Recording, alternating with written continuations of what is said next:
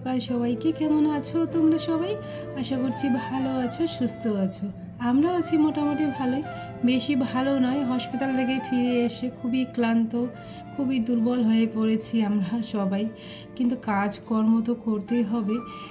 যেহেতু সংসার জীবনে ফিরে এসেছি, আবার আস্তে আস্তে সব কিছু স্বাভাবিক করতে হবে, কাজকর্ম করতে হবে। আর শরীর তো সেরকম করে সাথ দিচ্ছে না এখন, অনেকটাই শরীরটা খারাপ হয়ে গেছে আমারও। তবুও কী আর করা যাবে, কয়েকটা দিন বাড়িতে ছিলাম না, তোমরা তো জানোই বাড়ি ঘরের অবস্থা একটু খারাপই হয়ে গেছে। বিশেষ করে আমার এই যে ঘরের, এমনিতে সব কিছু ঠিকই আছে, আমার ফার্নিচারগুলো একটু বেশি ধুলো ধুলো হয়ে গেছে আর কি, যেহেতু প্রতিদিন ডাস্টিং করা হয়নি। আর হচ্ছে সোনামা দেখতে পাচ্ছ যে বিছনায় নেই, সোনামাকে এখন মার কোলে দিয়েছি। সোনামাকে মার কোলে দিয়ে এই যে বিছানাটা একটু গোছ কাজ করে নিচ্ছি। এই যে এতগুলো কাপড় চোপড়, তোমরা তো জানোই সোনামার প্রচণ্ড কাপড় চোপড় লাগে, ওকে আমি হাগিস পরাই না, তো সেগুলো একটু গোছ গাছ করে রাখছি। সোনামাকে আবার এখানে এখন থেরাপি করাচ্ছি না, জানো তো, অনেকটা কষ্ট পেয়ে এসেছে মেয়েটা। থেরাপি আর করাবো না, আবার নাহলে চিল্লাবে। আর ডাক্তার এখান থেকে হসপিটাল থেকে আসার পরই মেয়েটা এমন খিটখিটে একটা ভাব হয়েছে, অল্প কিছুতেই মানে কান্না করছে। হাতের ব্যথাগুলো এখনও পর্যন্ত ঠিকমতো সারেনি, তোমরা তো জানোই যে কতটা কষ্ট পেয়েছে আমার মেয়েটা। তার জন্যই আর কি একটু আস্তে আস্তে করার চেষ্টা করছি, একটু স্বাভাবিক হয়ে নিক, তারপরে থেরাপিগুলো করাবো। কারণ এখন থেরাপি করাতে গেলে সোনামার অনেক কষ্ট হবে। তো দেখতে পাচ্ছি যে রান্নাঘরে চলে এসেছি। রান্নাঘরে চলে এসে এই যে একটু পকোড়া ভাজছি, গন্ধ পাতার পকোড়া। সোনামার বাবু হচ্ছে পান্তা ভাত দিয়ে খাবে, আর হচ্ছে ভাইয়ের জন্য একটু আলু ভাজা করে নেব। সকালে ভাই গরম ভাত দিয়ে আলু ভাজা খাবে, আবার সিদ্ধ তো দিয়েছি। 5টা দিন হসপিটালের মধ্যে কীভাবে যে কাটিয়েছি সেটা তোমাদেরকে বলে বোঝাতে পারবো না।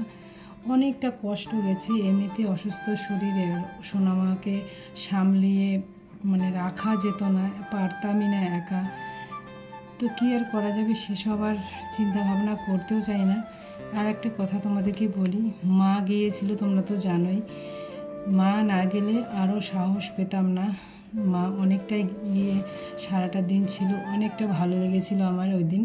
আর দেখো এদিকে আমার মা সকালের দিকে কিন্তু কাপড় চোপড়গুলো ধুয়েও আবার মেলে দিয়েছে। তো যেহেতু মা এখানে আছে, অনেকটাই কিন্তু হেল্প হয়ে যাচ্ছে। মা স্নান দান করে আবার পুজো দিয়ে দিয়েছে।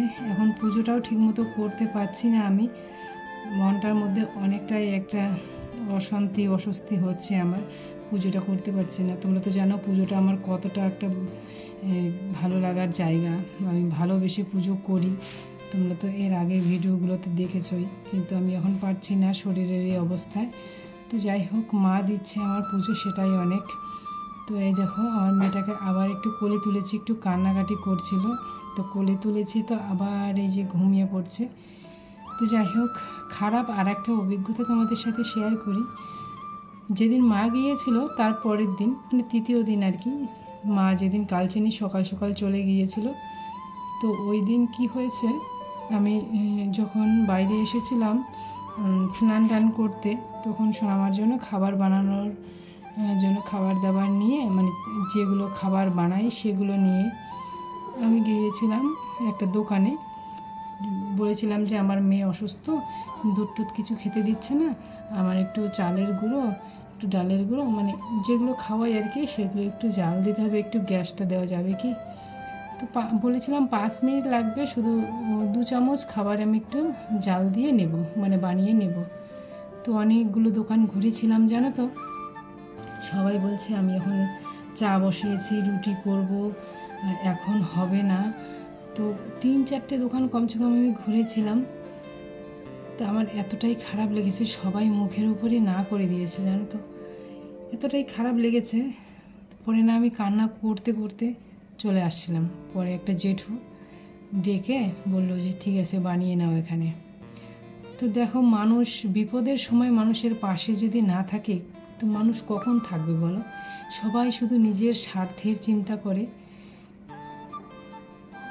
তো কী আর বলবো, সেসব বলে আর কোনো লাভ নেই। যে যেরকম সে সেরকমই থাকবে। অন্ততপক্ষে একটা মহিলার কাছে গিয়েছিলাম, সেই মহিলাটা অন্ততপক্ষে আমাকে একটু বুঝতে পারতো, তাই না? নিশ্চয়ই তার মেয়ের বয়সী আমি, তার নিশ্চয়ই মেয়ে আছে। আমি এভাবেও বলেছিলাম যে আমার বাচ্চাটা একটু খুবই অসুস্থ, পাতলাপটি করছে, আমাকে একটু এই খাবারটা একটু জাল দিয়ে দিন না, 5 মিনিট সময় লাগবে 2 চামচ খাবার জাল দিতে। তো আমাকে দেয়নি, জানো তো, এতটাই খারাপ লেগেছে। পরে আমার একদম চোখ দিয়ে জল বেরিয়ে এসেছে। তো এই কথাটা শুনলে হয়তো মা বলবে যে তোমাকে তো বলেছিলাম যে আমার মেয়ের বাড়িতে যেতে, তো অত সকালে, তখন বাজে হয়তো 8টা কি 8:30, অত সকালে সোনামার বাবু বললো দেখো বাইরেই যদি কোনো দোকানে যদি পাওয়া যায় তাহলে যাও করে নিয়ে আসো। তো আমি ভাবলাম এখানে যদি পাওয়া যায় করে দেয় তাহলে তো যেতে হবে না, তার জন্যই আর কি গিয়েছিলাম। আর মানুষ কতটা নিষ্ঠুর হতে পারে বিপদে না পড়লে কিন্তু বোঝা যায় না।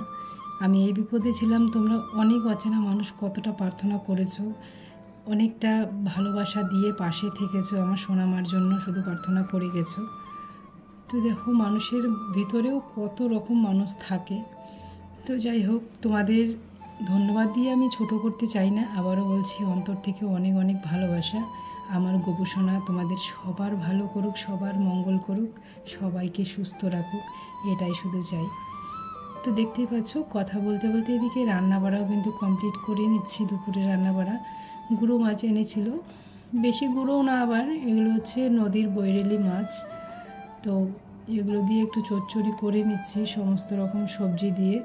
মা বলল, মানে আমার শাশুড়ি মা বললো যে একটু মাখা মাখা খাবে, তো মার জন্য আবার একটু মাখা মাখা নামিয়ে বাকি সবার জন্য একটু ঝোল ঝোল করে রাখলাম, হালকা ঝোল আর কি, যেহেতু অনেকগুলো মানুষ খাবে তার জন্য একটু ঝোল ঝোল না রাখলে কুলোবে না। আর যেহেতু এখন আমাদের ব্যবসা শুরু হয়ে গেছে, ভুট্টার ব্যবসার জন্য খাই আর কি। আর আমার শিল্পী বোনও কিন্তু আমাকে বলছিল যে দিদি ভাই তোমার শশাগুলো কিন্তু খুব মিস করছি, অনেক দিন হয়ে গেল শশা দেখছে না। তো দেখো বোনও, বাড়িতে ছিলাম না, কি অবস্থা হয়ে গেছে শশার, অনেকগুলো বাড়তি হয়ে গেছে। তো শশাগুলো কিন্তু বড় হতে বেশি সময় লাগে না। তো দেখতেই পাচ্ছ কতগুলো শশা হয়েছে, আর ওইদিকে প্রচুর ডালপাড়া ছড়িয়ে গেছে। তো সেই ডালপাড়াগুলো আবার মা কি করেছে, কঞ্চা দিয়ে বাতা দিয়ে সেগুলো আবার ওদিকে বাড়িয়ে দিয়েছে। আমার ফুলগুলো কিন্তু সুন্দর হয়ে গেছে। 3টে শশা তুলে নিলাম, এর থেকে 2টো দিয়ে আসবো মামিকে আর আমার যাকে, আর সবাইকে দিয়ে খাওয়ার কিন্তু মজাই আলাদা। আর দেখো এই যে মামিকে দিতে বসেছি, মামি এখানে খেতে বসেছে, মামি খুবই খুশি হয়ে গেছে, ভাইকে এদিকে খেতে দিয়েছে।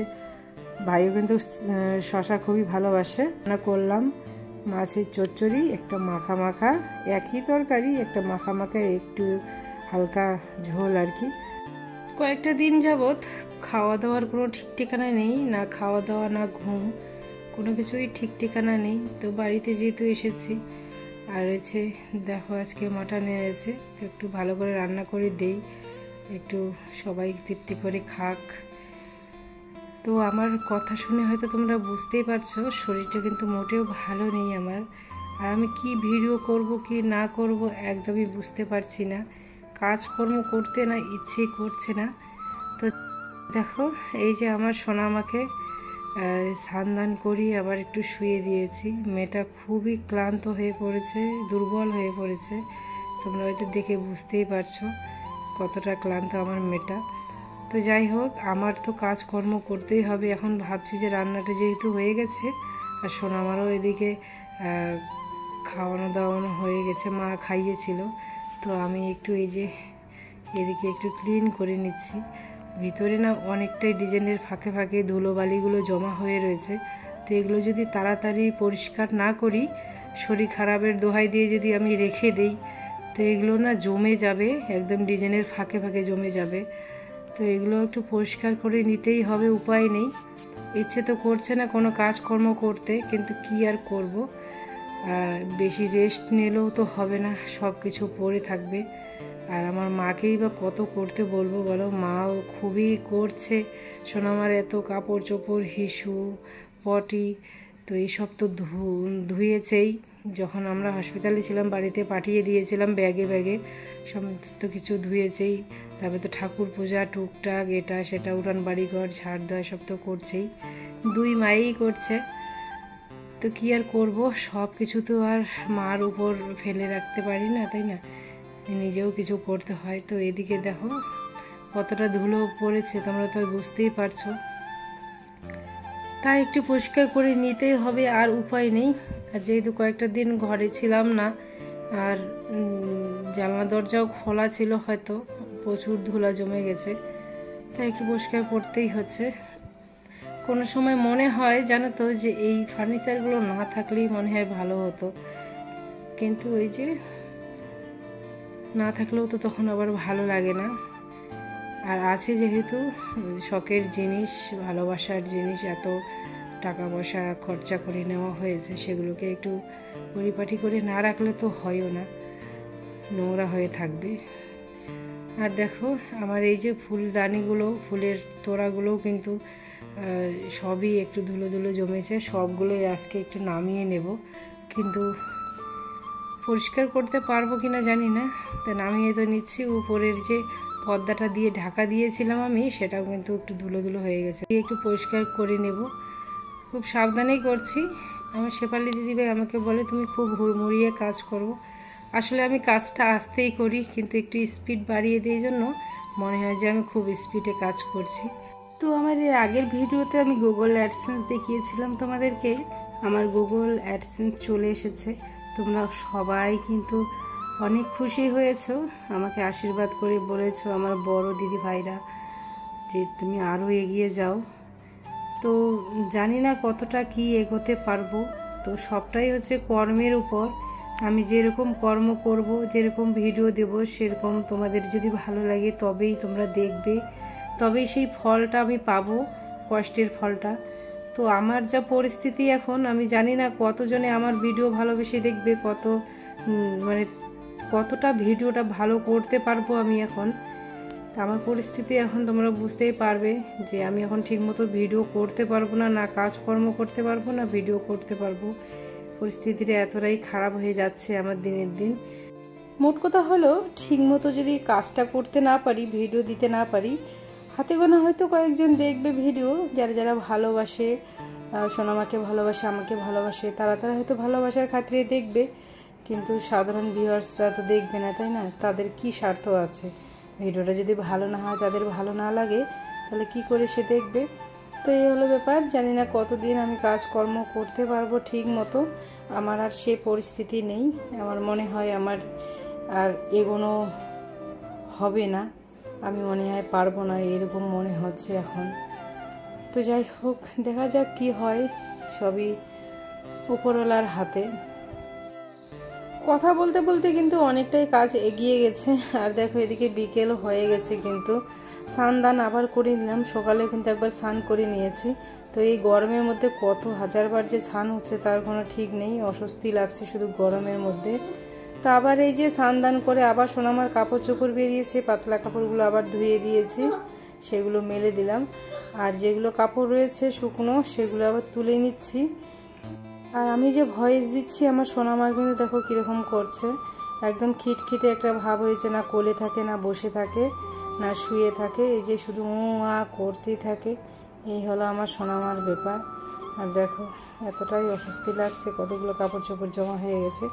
আর তোমাদেরকে দেখিয়ে দিচ্ছি যে এই যে কতগুলো ওষুধপত্র দিয়েছে, এগুলো এখন খাওয়াতে হবে। আর আগের ওষুধপত্র তো রয়েছেই, তার সাথে কতগুলো যোগ হয়েছে।